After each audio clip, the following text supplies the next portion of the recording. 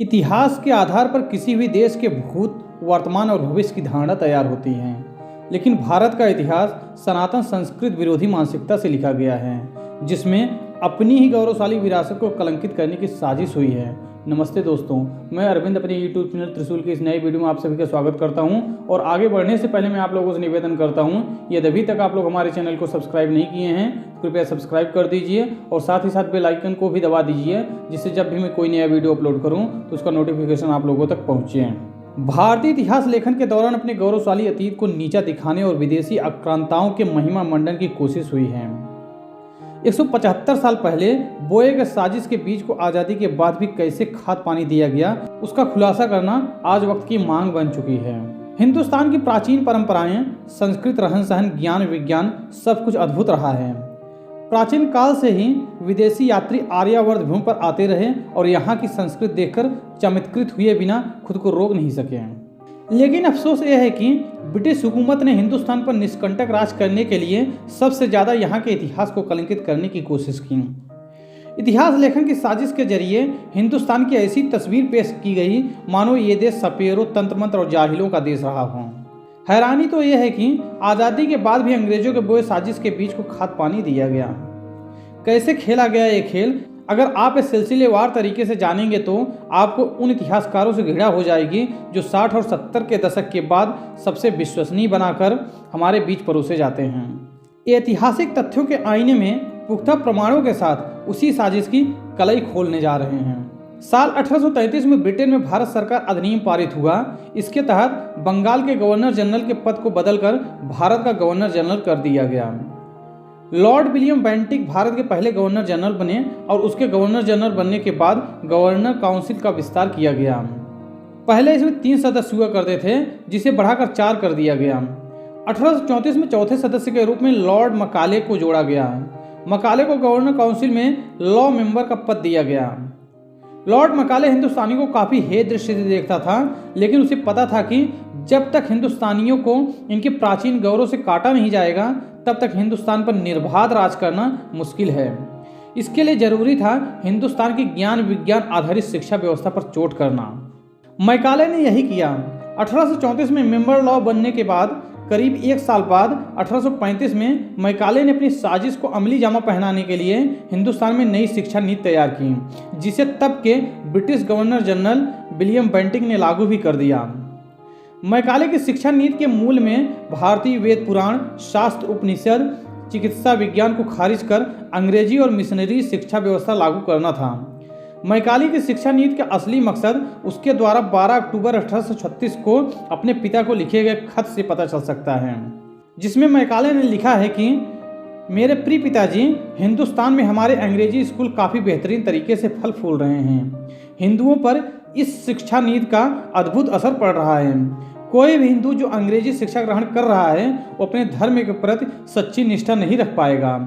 अगर हमारी शिक्षा नीति यूं ही जारी रही तो 30 साल बाद बंगाल में कोई भी मूर्ति पूजक नहीं बचेगा। अच्छी बात यह है कि इस रास्ते से धर्म परिवर्तन कराने की भी जरूरत नहीं पड़ेगी। इस तरह से भारतीयों का एक ऐसा वर्ग तैयार हो जाएगा जो देखने में तो भारतीय हो, लेकिन रुझ विचार, मन और बुद्धि से अंग्रेज हो। आपको समझ में आ गया होगा कि 1835 में हिंदुस्तान में नई शिक्षा नीति लागू करने के पीछे मैकाले और उसके फिरंगी आकाओं की मंशा क्या थी। उसका एजेंडा साफ था कि हिंदू धर्म और उसकी संस्कृति पर तगड़ा प्रहार करना। मैकाले की लागू की गई शिक्षा नीति के बाद से 185 साल से ज़्यादा का वक्त गुजर चुका है, लेकिन हैरानी भी है और अफसोस भी कि वो आज भी हमारे देश में जिंदा है। उसका असर हमारे देश की शिक्षा व्यवस्था पर है, राजनीति पर है, सोच पर है। दरअसल 15 अगस्त 1947 को जब देश आज़ाद हुआ तो जिन लोगों के हाथों में देश की बागडोर आई वह अंग्रेजी हुकूमत के हैंग ओवर से निकल नहीं पाए। मैकाले ने तो संस्कृत और उसके महान ग्रंथों पर कुठाराघात किया ही। आज़ादी के बाद के हमारे सियासतदानों ने उसी के सपने में हकीकत का रंग भरने की कोशिश की। देश के पहले प्रधानमंत्री पंडित नेहरू ने मैकाले के ही नजरिए से हिंदुस्तान का इतिहास लिखने की जिम्मेदारी देश के तत्कालीन इतिहासकारों को सौंपी। इलाहाबाद विश्वविद्यालय के प्रोफेसर विकट वामपंथी डॉक्टर ताराचंद को देश के इतिहास लेखन की जिम्मेदारी सौंपी गई। नेहरू के बाद इंदिरा गांधी ने वामपंथी नजरिए से हिंदुस्तान के इतिहास लेखन की नामुराद परंपरा को जारी रखने के लिए कट्टरपंथी विचारधारा वाले डॉक्टर नूरुल हसन को 1971 में शिक्षा राज्य मंत्री बना दिया। डॉक्टर नूरुल हसन ने 1972 में इतिहासकारों की धूर वामपंथी टोली बनाकर भारतीय इतिहास अनुसंधान परिषद का गठन किया और भारत के इतिहास पुनर्लेखन का इकबालिया ऐलान कर दिया। जब आप देश की किसी मौजूदा घटना को इतिहास की कड़ियों से अलग करके देखते हैं तो उसके संपूर्ण सच समझने से आप वंचित रह जाते हैं, लेकिन अगर आप इसे इतिहास की कड़ियों से जोड़कर जानते समझते हैं तो पूरी सच्चाई आपके सामने खुल जाती है। साल 2015 में ऑक्सफोर्ड यूनिवर्सिटी ने तत्कालीन पीएम डॉक्टर मनमोहन सिंह को डॉक्टरेट की मानद उपाधि से नवाजने का ऐलान किया। डॉक्टरेट की मानद उपाधि लेने ऑक्सफोर्ड गए डॉक्टर मनमोहन सिंह ने वहां जो भाषण दिया उसे आप सुनेंगे तो आपको ये लग जाएगा कि कैसे आज़ादी के बाद करीब 6 दशक बाद भी इस देश पर मैकाले की सोच हावी रही। 8 जुलाई 2005 को ऑक्सफोर्ड में दिए गए अपने भाषण में मनमोहन सिंह ने जो कहा था उसके एक एक शब्द पर जरा गौर कीजिएगा। आज जो संतुलन और दृष्टिकोण हमें समय के अंतराल में मिला है और साथ ही ये आप लोगों की दूरदर्शिता का असर भी है कि एक भारतीय प्रधानमंत्री के लिए ये मुमकिन हो पाया कि वो ये स्वीकार करे कि ब्रिटिश हुकूमत का अनुभव भारत के लिए फायदेमंद भी रहा है। कानून का शासन, संवैधानिक व्यवस्था, स्वतंत्र मीडिया, प्रोफेशनल प्रशासनिक सेवा, आधुनिक विश्वविद्यालय और शोध के लिए प्रयोगशालाएं, ये सब कुछ तभी मुमकिन हो पाया जब भारत की प्राचीन सभ्यता के साथ तब के ब्रिटिश हुकूमत का संगम बना। मनमोहन सिंह ने ऑक्सफोर्ड में जाकर मैकाले की उन्हीं बातों की पुष्टि कर दी जो उसने अपने पिता को खत लिखकर कहा था। मनमोहन सिंह के मुताबिक अगर फिरंगी इस देश में नहीं आते तो आज हमारा न कोई संविधान होता, न कोई शासन व्यवस्था होती, न कोई फ्री प्रेस होता और न ही यहाँ कोई आधुनिक विश्वविद्यालय होता।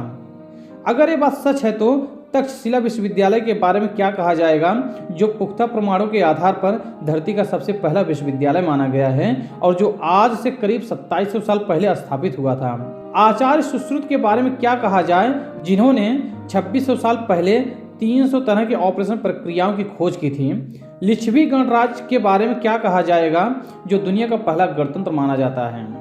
दरअसल मैकाले यही चाहता था कि भारत के इन प्राचीन गौरव और ज्ञान विज्ञान की थाती को जमी दोज कर दिया जाए। वो अपने मंसूबे में सफल भी रहा और हैरानी एक ही आज भी मैकाले का चश्मा हमारी शिक्षा व्यवस्था की आंखों से उतर नहीं पाया है। तभी तो आज हम वो इतिहास पढ़ रहे हैं जिसमें भारतीयों को नीचा दिखाने और विदेशी आक्रांताओं के महिमा मंडन की कुत्सित कोशिश हुई है। सत्ता की सह पर हमारा समूचा इतिहास मैकाले के नजरिए से ही लिखा गया है, जिसमें हमारे प्राचीन योग, साधना, तप, ज्ञान, वैराग्य की धरोहर को जहालत और मूर्खता बताने की कोशिश हुई है। वामपंथी इतिहासकार आर्य शर्मा ने 11वीं क्लास में पढ़ाई जाने वाली अपनी किताब प्राचीन भारत के पेज नंबर 101 पर जैन धर्म की साधना और त्याग की परंपरा को गोबर से कैसे लीपने की कोशिश की है, आप खुद देख लीजिए। महावीर 12 वर्षों तक जहां तहां भटकते रहे। 12 वर्ष की लंबी यात्रा के दौरान उन्होंने एक बार भी अपने वस्त्र नहीं बदले। 42 वर्ष की आयु में उन्होंने वस्त्र का एकदम त्याग कर दिया। तीर्थंकर जो अधिकतर मध्य गंगा के मैदान में उत्पन्न हुए और जिन्होंने बिहार में निर्वाण प्राप्त किया कि मिथक कथा जैन संप्रदाय की प्राचीनता सिद्ध करने के लिए गढ़ ली गई। जैन धर्म में आज भी आपको सर्वस्व त्याग करने वाले साधक मिल जाएंगे, लेकिन वामपंथी इतिहासकारों की नज़र में ये सब बकवास और गढ़ी हुई बातें हैं। सिर्फ भारत की त्याग तपस्या वाली अनुपम संस्कृति को ही कलंकित करने की कोशिश नहीं हुई है, भारत के प्रतापी राजाओं को भी नीचा दिखाने की वामपंथी साजिश करीने से रची गई है। इतिहासकार प्रोफेसर सतीश चंद्रा ने 11वीं क्लास में पढ़ाई जाने वाली अपनी किताब मध्यकालीन भारत में लिखा है, वीर पृथ्वीराज चौहान मैदान छोड़कर भाग गया और गद्दार जयचंद गोरी के खिलाफ युद्धभूमि में लड़ते हुए मारा गया। इन छोटी छोटी लाइनों में कितना जहर भरा है, इसका अंदाजा तभी लगेगा जब हर शब्द पर गौर करेंगे। पहले लिखा वीर पृथ्वीराज चौहान और फिर लिखा मैदान छोड़कर भाग गया। भला सोचिए, मैदान छोड़कर भागने वाला वीर हो सकता है? लेकिन इन वामपंथी इतिहासकारों का मकसद उन्हें चिढ़ाना भी है, जो अपने देश के राजाओं को वीर कहकर बुलाते हैं। ऐसा इतिहास लेखन हुआ है आज़ादी के बाद सत्ता की सह पर हमारे गौरवशाली देश का। हमारे महान शासकों को नीचा दिखाने के लिए वामपंथी कलम ने खूब जगलरी की है। वामपंथी इतिहासकार विपिन चंद्रा ने 12वीं क्लास में पढ़ाई जाने वाली अपनी किताब आधुनिक भारत के पेज नंबर 20 पर लिखा है कि रणजीत सिंह अपने सिंहासन से उतरकर मुसलमान फकीर के पैरों की धूल अपनी लंबी सफेद दाढ़ी से झाड़ता था। अब तो विपिन चंद्रा ही जानते होंगे कि इन पंक्तियों के जरिए वह रणजीत सिंह को नीचा दिखाने की कोशिश कर रहे हैं या फिर मुसलमान फकीरों को महिमा मंडित करने की कोशिश।